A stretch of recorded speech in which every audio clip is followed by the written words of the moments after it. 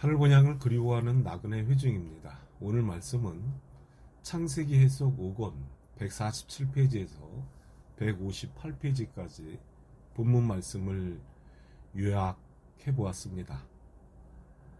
다말의 며느리와 유다의 시아버지의 충격적인 사건을 통해 하나님이 살아있는 법과 하늘 기업을 잇는 의무라는 말씀으로 탐구해 보겠습니다. 며느리인 다말과 시아버지의 유다 사건의 뜻을 성경 문자적 해석에 갇히지 않고 유다의 둘째 아들 오난의 행위가 왜 죄가 되고 며느리 다말의 기막힌 말씀의 행위가 왜 하늘의 의가 되는지 그 영적인 맥락을 명확히 밝혀줍니다.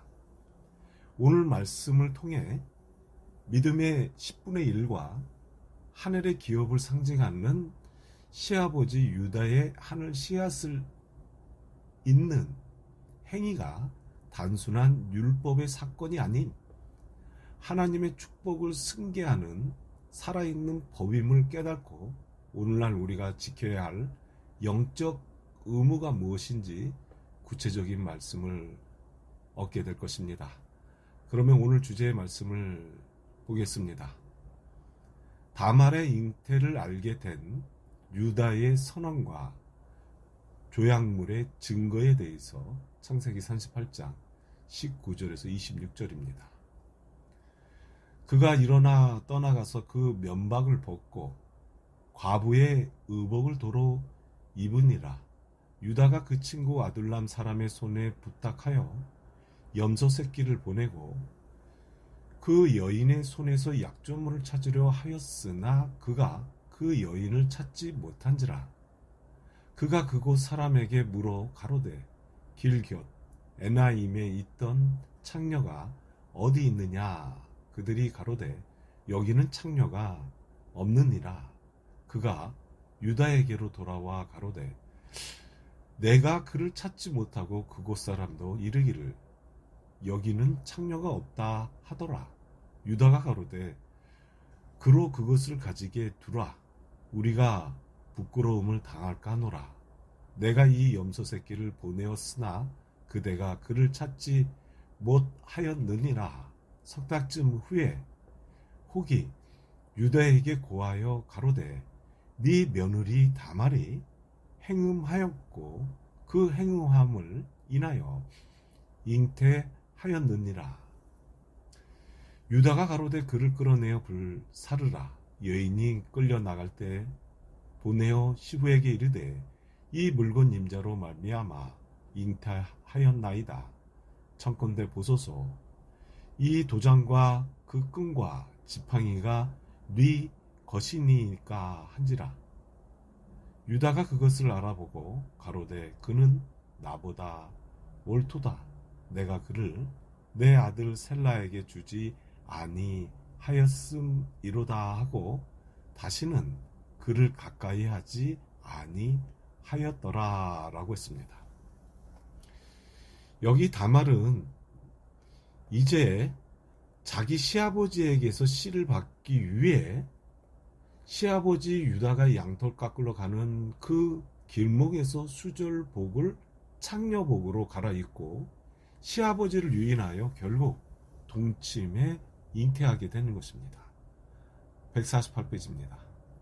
그 후에 바로 다말은 창녀복을 수절복으로 갈아입고 돌아가 흔적 없이 지내었습니다. 본문 창세기 38장 20절에 보면 유다가 그 친구 아들람 사람 손에 부탁하여 염소 새끼를 보내고 그 여인의 손에서 약조물을 찾으려 하였으나 그가 그 여인을 찾지 못하였다고 했습니다. 유다는 다말의 기막힌 수단으로 창녀로 오인에 동침을 하고 대가로 염소 새끼를 주고 약조물로 도장, 끈, 지팡이를 찾으러 친구를 보내는 것입니다. 여기 끈과 지팡이는 사랑의 계명을 상징하는 것이고 도장은 성령을 주십시오 라는 뜻입니다. 도장과 끈과 지팡이를 약조물로 달라는 것과 같이 우리도 하늘 사랑의 계명과 성령이 있어야만 하나님 앞에 산자가 되는 것이므로 우리도 이 약조물을 꼭 간직해야 되는 것입니다. 둘째 아들 오난이 다말에게 씨를 주지 않으려고 땅에 설정한 것이 왜 하나님 앞에 범죄가 되는가요? 이것은 성경의 맥을 통해서 깨닫지 못하면 전혀 알 수가 없습니다. 아담이 가인과 아벨을 낳을 당시에는 법이 없었습니다. 세월이 지나 가인은 땅의 소산으로 제물을 하나님께 드렸고 아벨은 양의 첫 새끼로 드렸는데 아벨의 제물만 받으셨습니다. 149페이지입니다.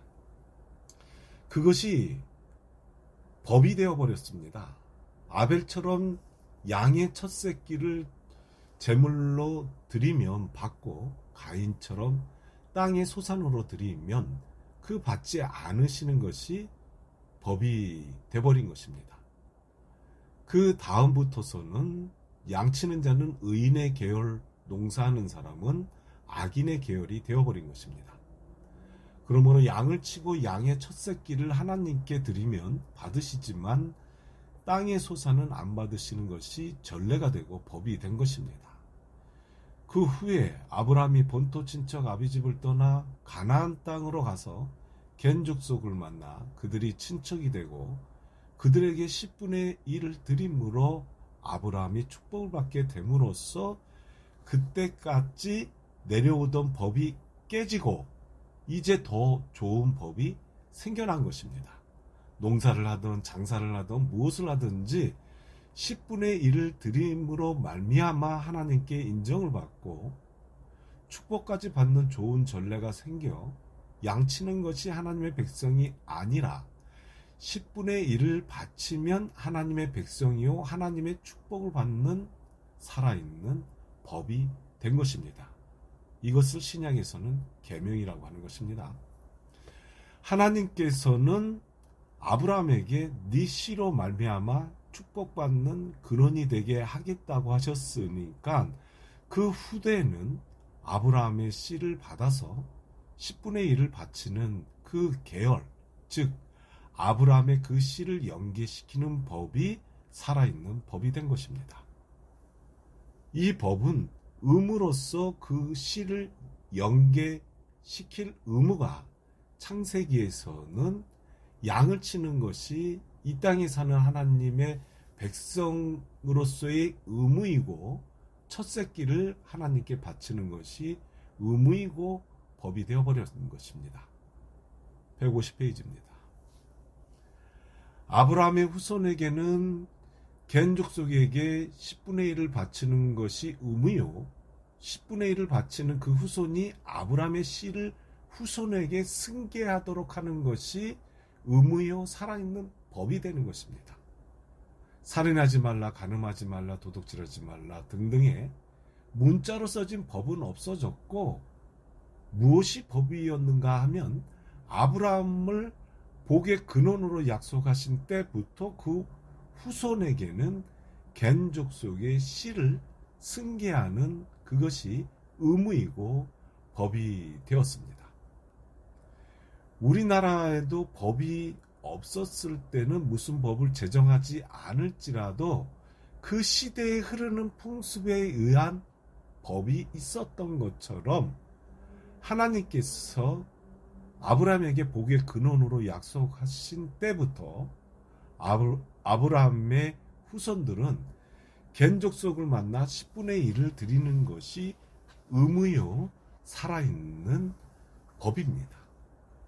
오늘날 교회의 장정이라든지 어떤 단체에는 반드시 법을 만드는데 이것은 다 죽은 법을 말하는 것입니다.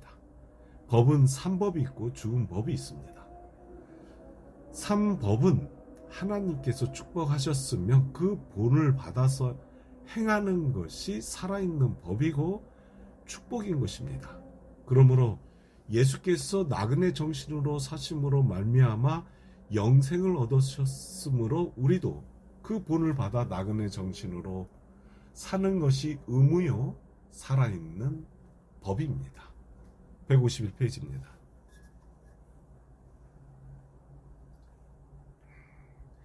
나그네 정신으로 살지 않으면 하나님께서 버리시는 것이고, 그 정신으로 살면 예수 그리스도로 말미암아 영생을 얻는 것이 살아있는 법이고 계명이라는 것입니다. 그런데 사람들은 죽은 법을 만들고 살아있는 법을 포기하는 것입니다. 예수님은 우리의 본이요 산 법입니다. 이스라엘 백성에게는 하나님께 가장 큰 죄는 10분의 1을 바치지 않는 것입니다. 10분의 1을 바치면 축복이고 바치지 않으면 저주를 받는 것이 이스라엘 백성에게만 해당되는 약속된 것입니다.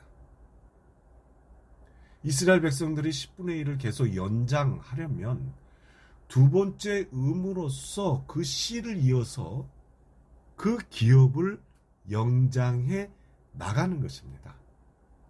그러니까 하나님 앞에 가장 큰 죄는 하나님의 것을 하나님께 돌리지 않고 도둑질하는 것이고, 두 번째는 그 10분의 1을 드리는 그 민족을 종속시키지 않는 것이 죄라는 것입니다. 죽인다는 어떤 법이 없어도 이것은 살아있는 하나님의 법인 것입니다. 이스라엘 백성에게는 살아있는 법과 죽은 법, 이렇게 두 가지 법이 있는데, 그 후손들이 망한 것이 죽은 법을 선택했기 때문에 그들은 죽을 수밖에 없는 것입니다. 152페이지입니다. 그러므로 오나는 하나님께서 아브라함에게 약속하신 그 계열을 끊으려고 했기 때문에 그 행위가 악하고 죄가 되었던 것이고, 다말은 그 기업을 잇기 위해 시아버지 유다를 속이고 그 씨를 받기 위해 못할 짓을 했지만 하나님께 의가 된 것입니다. 세상법에 살인하면 가장 큰 죄지만 나라를 위해서 사람을 죽였다면 그것은 충신이 되는 것입니다. 그러니까 다말은 하나님의 거룩한 뜻을 위해서 시아버지를 속였지만 그것은 죄가 아니고 하늘의 의가 되는 것이고, 오난의 행위는 하나님 앞에 범죄했기 때문에 땅의 마음으로 죽은 것입니다. 성경은 문자적으로 보면 함정에 빠지게 되어 있고, 하나님의 뜻은 그 문자 속으로 문맥이 흐르는 것입니다. 이 땅에서도 생수는 땅 속으로 흐르는 것이고 건수는 썩어 있는 것입니다. 다말은 유다의 씨를 받아서 이제 뱃속에 있는 그 씨를 위해 살아야 하는 귀한 존재가 된 것입니다. 그리스도의 영이 내 속에 있다면 나는 하나님 앞에 귀한 존재가 되는 것입니다. 본문 창세기 38장 21절에 보면 그가 그곳 사람에게 물어 가로되 길 곁 에나임에 있던 창녀가 어디 있느냐? 그들이 가로되 여기는 창녀가 없느니라고 하였습니다. 다말은 시아버지의 씨를 받기 위해 창녀의 모습을 하고 유다를 유인한 것인데, 에나임에 있던 그 창녀를 유다가 찾으니 그곳에는 창녀가 없는 곳이라는 것입니다. 153페이지입니다. 유다가 친구에게 염소 새끼를 창녀에게 주고 도장과 끈과 지팡이를 돌려 받아오라고 보냈는데 그를 찾지 못하고 돌아온 것입니다. 본문 창세기 38장 22절에서 23절에 그가 유다에게로 돌아와 가로되 그를 찾지 못하고 그곳 사람도 이르기를 여기는 창녀가 없다 하더라. 유다가 가로되 그로 그것을 가지게 두라. 우리가 부끄러움을 당할까 하노라. 내가 이 염소 새끼를 보내었으나 그대가 그를 찾지 못하였느니라 라고 했습니다. 여기 찾지 못하였고 왔으니 그냥 그것을 가지게 두라 귀중한 것이지만 식구들이 알면 오히려 수치를 당할까 두렵고 창피한 일인 것입니다. 본문 창세기 38장 24절에 석 달쯤에 혹이 유다에게 고하여 가로되 네 며느리 다말이 행음하였고 그 행음함을 인하여 잉태하였느니라. 유다가 가로되 그를 끌어내어 불사르라고 하였습니다. 석 달쯤에 다말이 행음함을 인하여 잉태하였다는 것을 유다가 알게 된 것입니다. 여기 종은, 유다의 종은 겉사람을 상징하고 유다는 속사람을 상징하는데, 종은, 겉사람은 알 수가 없는 것입니다. 모든 것은 하나님의 뜻에 의해서 시기와 때가 이루어지는 것입니다. 유다는 자기 며느리가 외간 남자와 행음해서 아이를 가졌다고 하니 끌어내어 불사르라고 하는 것입니다. 본문 창세기 38장 25절에 여인이 끌려 나갈 때 보내어 사부에게 이르되 이 물건 임자로 말미암아 잉태하였나이다. 청컨대 보소서 이 도장과 그 끈과 지팡이가 네 것이니까 하리니라 라고 했습니다. 154페이지입니다. 다말은 사형장으로 끌려 나가면서 시아버지에게 이 도장과 끈과 지팡이 임자로 말미암아 잉태하였으니 이것이 네 것이니까, 유다가 보니 자기 것이 분명한 것입니다. 다말이 잉태한 것은 유다 자기 때문인 것입니다. 이런 입장에서 다말을 사형시킨다면 자기도 사형인 것입니다. 다말은 시아버지를 속이고 창녀 행위를 하였으니 죄로 붙인다면 사형이고, 만약 하늘의 의로 연계시킨다면 전무후무한 의인이 되는 것입니다. 그러니까 유다가 다말을 죄인으로 몰면 자기도 죄인이 되는 것이고, 의인으로 몰면 자기도 의인으로 용서를 받는 것입니다. 왜 그런가 하면 다말과 유다는 공범자이기 때문에 다말이 죽으면 유다도 죽어야 하고, 다말이 살면 유다도 사는 것입니다. 우리는 예수 그리스도로 말미암아 모두가 공범자인데, 형제를 정죄하게 되면 나도 정죄를 받아야 되니까 예수께서 강조하신 것 중 하나가 형제를 정죄하지 말라고 하셨습니다. 여기 형제의 의미도 여러 가지인 것입니다. 육체적인 형제, 이웃 형제, 나를 위해 살아주신 예수 그리스도가 바로 형제이고, 사도들이 형제며 나그네들이 형제인 것입니다. 그러므로 예수님의 생애를 재현하는 사도들을 정죄하면 내가 정죄함을 받는 것입니다. 155페이지입니다. 그러니까 형제를 정죄하면 하나님 앞에 정죄를 받고, 의롭다고 하면 하나님께서 너를 의롭게 여기신다는 것입니다. 왜 그런가 하면 그를 정죄하면 우리는 그의 지체가 되기 때문에, 다시 말해서 손이 범죄했으면 손만 감옥에 가는 것이 아니라 손도 발도 온 몸이 다 들어가는 것입니다. 우리는 한 몸의 지체이기 때문에 그 정죄가 내게 돌아온다는 그 사실을 예수께서 밝히 말씀하셨습니다. 유다를 유인한 것은 다말인데, 다말을 정죄하면 유다도 정죄를 받게 되는 것입니다. 예수 그리스도로 꾸민 자들이 사도들과 나그네들이고, 또한 우리의 머리이기 때문에 그들을 정죄하면 우리 개인이 정죄를 받게 되고, 의롭다고 따라가면 그 의를 같이 받는 것입니다.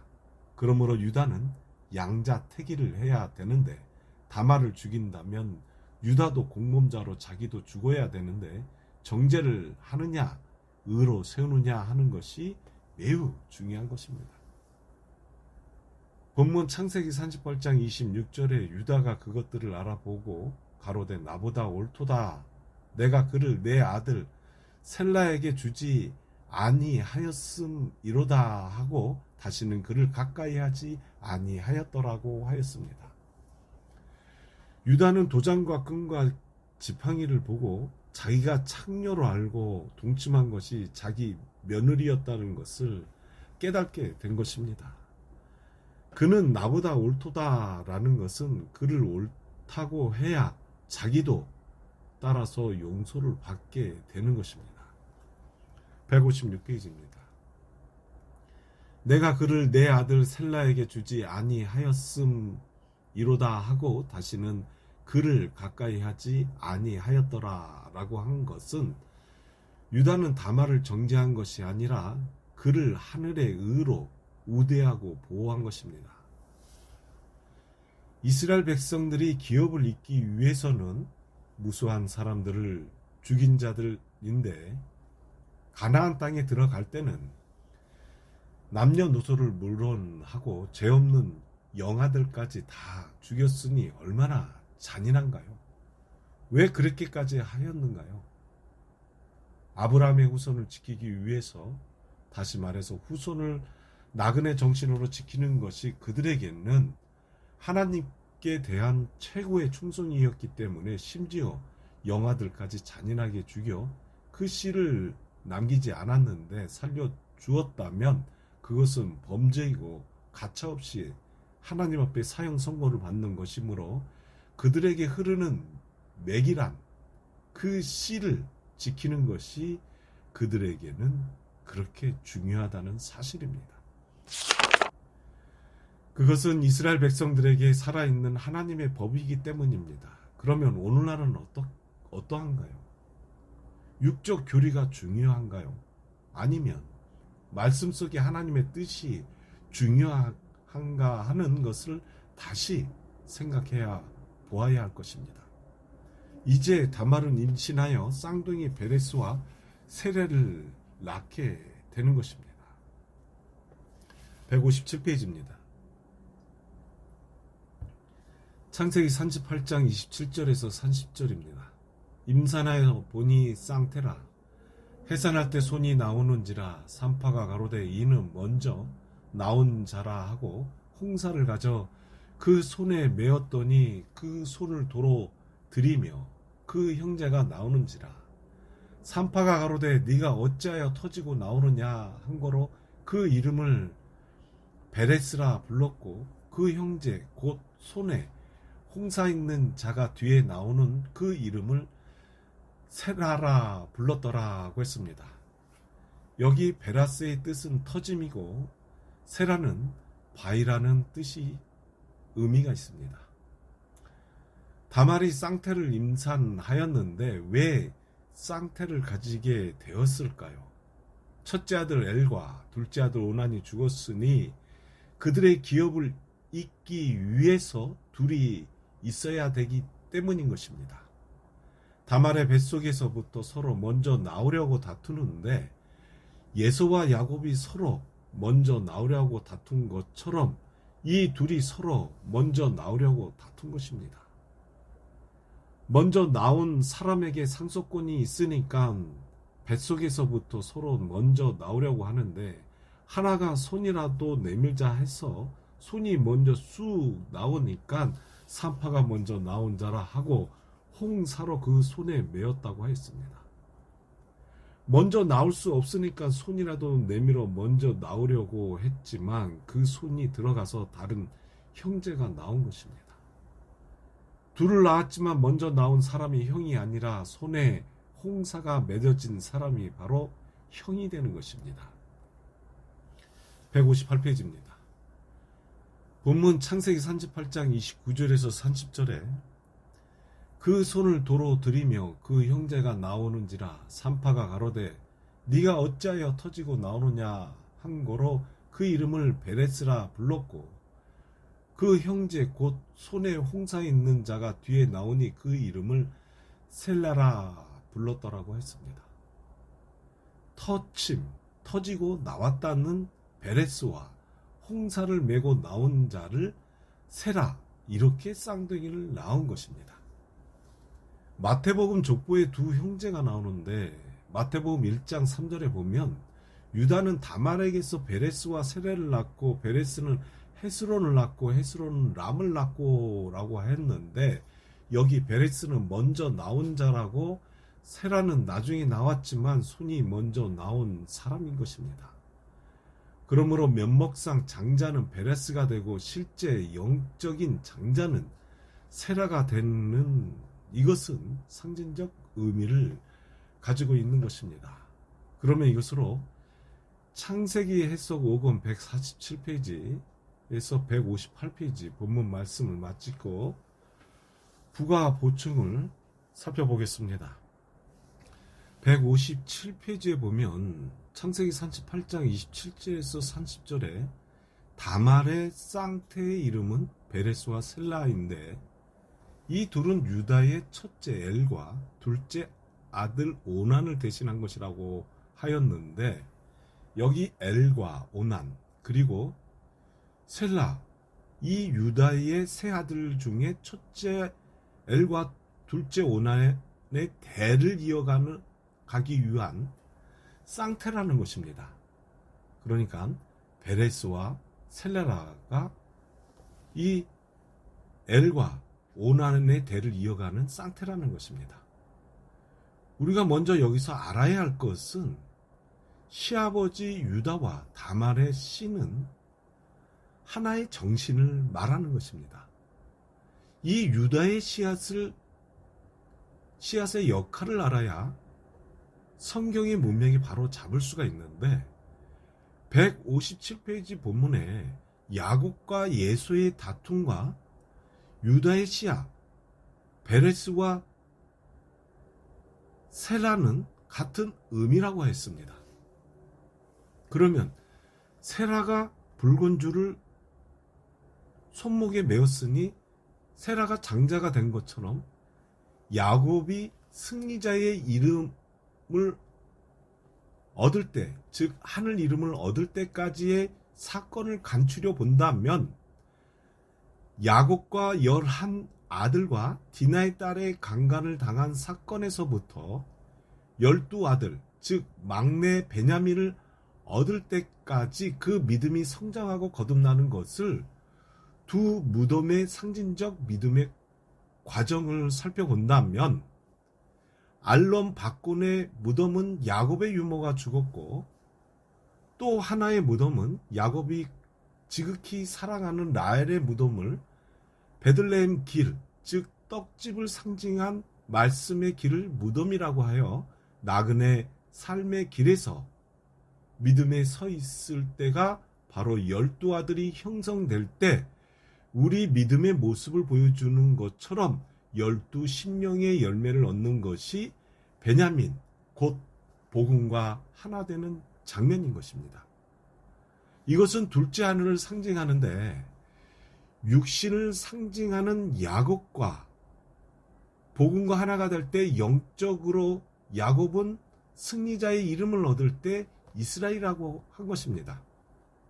이러한 말씀을 짐승의 숫자를 상징할 때 666이라 하고, 이 짐승의 차원의 믿음을 넘어섰을 때, 즉 영적인 하나님의 형상과 하나가 될 때 상징적인 숫자로는 777이라고 상징하는 것입니다.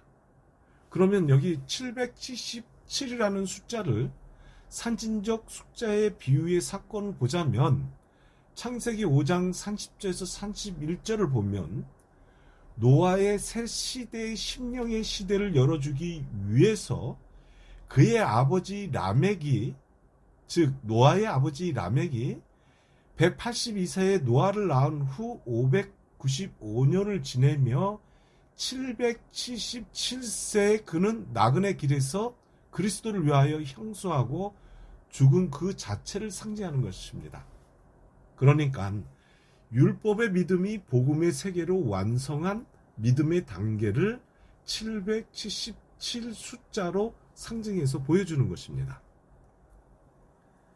창세기 38장 사건 후로는 요셉의 유년 시절이 등장을 하고 애굽으로 팔려가는 장면에서 38장에 출연을 할 때 유다와 다말의 씨앗 사건은 영적인 밭, 즉 나그네 묘지를 상징하고 나홀의 하나님의 씨앗을 상징하는 것이 첫째 아들 엘과 둘째 아들 오난이 베레스와 세레를 대체를 하는 것입니다.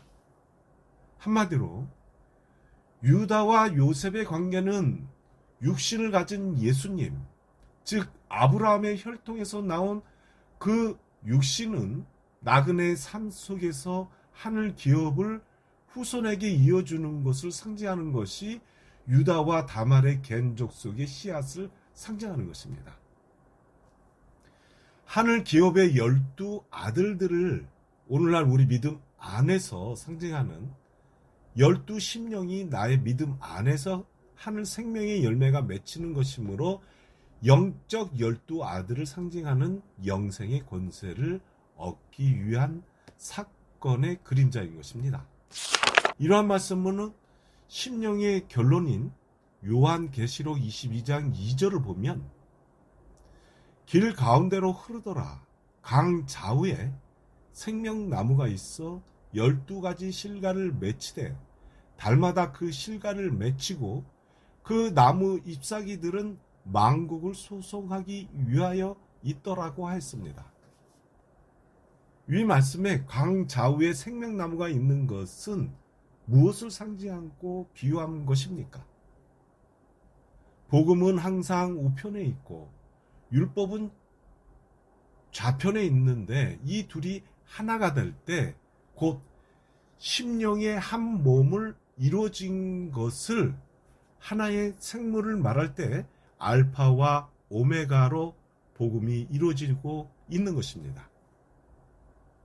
그러면 강 좌편에는 나그네 삶을 육신으로 상징한 나그네 삶의 유다의 시학과 강 우편의 복음을 상징한 인물, 즉 요셉과 12가지의 실과를 달마다 맺힐 때 강 좌우에 생명나무의 12열매가 맺혀 있는 것입니다.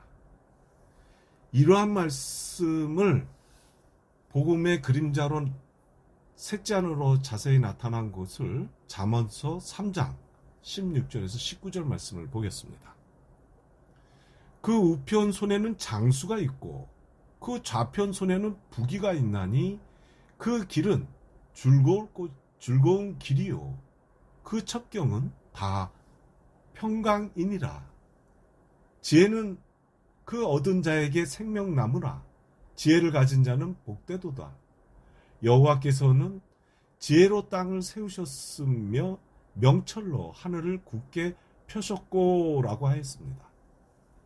우리가 성경을 볼 때 구약은 율법에 상관된 주역이므로 육체가 주역이고 신약은 심령이 주역이므로 이 둘의 언약은 육체와 심령의 관계인 것처럼 천지가 상대성을 이루고 있는 것입니다. 부귀는 세상에서 잘 사는 것이지만 구약에서 장수는 신약의 영생을 뜻하는 말로서 우편 손은 하늘나라를 잡는 손, 좌편 손은 이 기복 세상을 잡는 손을 말하는 것입니다. 한마디로 세상 부귀냐 아니면 예수님의 지혜를 얻기 위해서 다말처럼 목숨을 거는 믿음이냐라는 것에 영생의 씨앗이 내 믿음 안에서 보이는 것입니다. 여기 위 말씀에 보면 그 길이라고 하였는데 예수님의 나그네 정신으로 가는 길은 결단코 쉽지는 않지만 하늘 마음을 얻는 그 믿음에는 평안을 얻는 것입니다. 이때 나의 심령 안에 곧 믿음 안에 살아있는 법을 지키는 것이 하늘의 계명을 보존하고 지키는 것입니다. 이때는 살아있는 법, 즉 계명이 하늘의 평안을 줌으로써 그 믿음이 하늘나라로 거듭나는 것입니다. 살아있는 계명을 순종하는 믿음을 예수님의 마음을 소유한 자임으로써 예수님의 생명을 얻는 자에게는 생명나무가 되는 것입니다. 그러니까 세상 부귀를 잡는 것은 사막나무인데 이것을 선악을 즉 육과 영을 분별하게 못하는 나무라고 할 수가 있는 것입니다.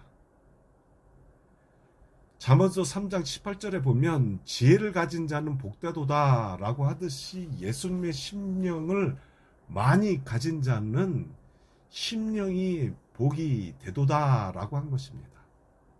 19절 말씀에 지혜로 땅을 세우셨으며 명철로 하늘을 굳게 펴셨고 라고 하였는데 여기 잠언서는 셋째 안을 복음의 그림자로서 굉장히 문자적으로는 첫째 하늘과 셋째 하늘의 모든 사건들을 상징적으로 함축한 말씀입니다.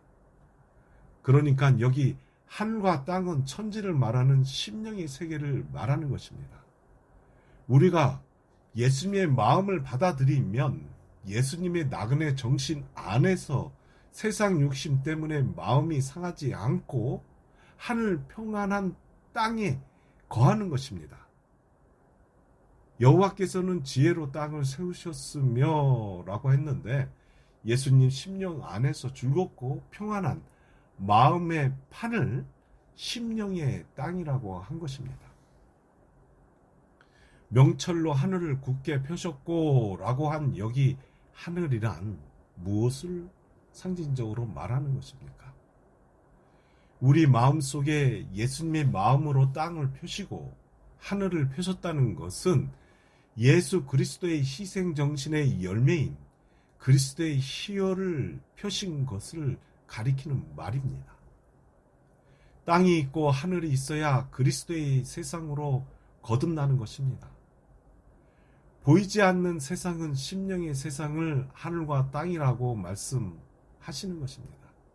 그러므로 오늘날 예수님의 영적 제자가 살아있는 말씀의 법을 보존하고 지켜서 하늘과 하나가 될 때 이사야서 65장 17절 예언의 말씀이 이루어지는 것입니다.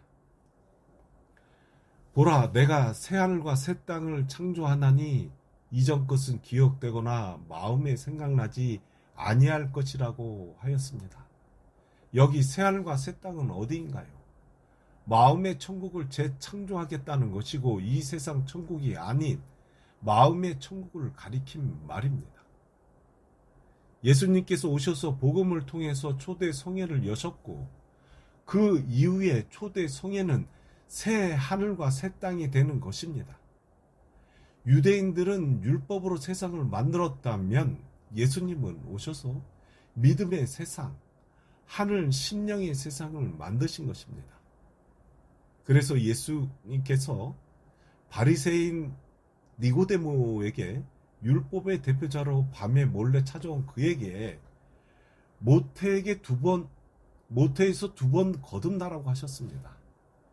물, 곧 말씀과 성령으로 거듭나야 하늘나라를 볼 수 있듯이 성령으로 거듭나는 것입니다. 그러면 이 성령으로 거듭나는 것을 계시록 21장 1절을 보겠습니다.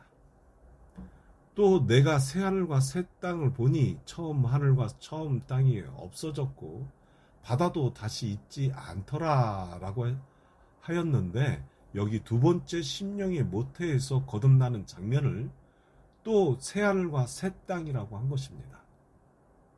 이것은 우리 심령, 즉 믿음 가운데 새 하늘과 새 땅을 말하는 것입니다.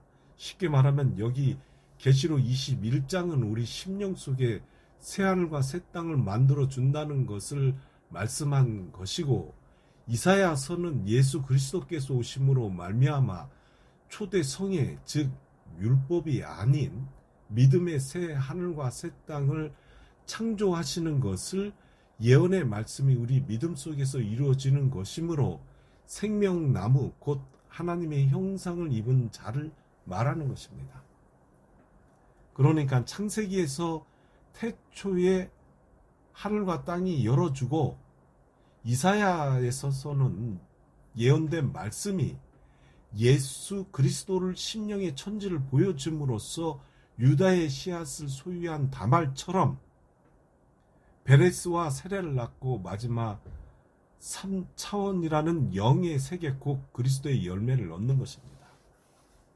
그러므로 모든 믿음의 시작은 신앙이 낮은 율법부터 시작하여 초등학문인 율법을 졸업하고 심령의 세계인 청년 학문을 상징하는 예수님의 공생애인 나그네 삶을 배울 때는 우리 믿음 안에서 영적 밭을 갈고 닦을 때처럼, 즉 다말처럼 자신의 목숨을 걸고 시아버지의 씨앗을 쟁취할 때 그 믿음 차원을 하나님의 독생자를 얻는 믿음의 차원을 말하는 것입니다. 이 둘째 하늘의 믿음의 차원을 요한복음 3장 16절에 있듯이 말씀 차원의 시야, 곧 독생자를 얻는 장면인 것입니다. 창세기 38장 유다와 다말의 베레스와 영적 세례를 얻는 그 믿음 차원을 둘째 하늘이라고 하는 것입니다. 여기 베레스와 세라를 대처한 한 믿음 차원을 유다의 첫째 아들 엘과 둘째 아들 오나는 공간복음 차원의 믿음을 상징적으로 말하는 것입니다. 그러므로 이것으로 창세기에서 5권 38장 19절에서 30절 부가 보충 말씀을 마치겠습니다.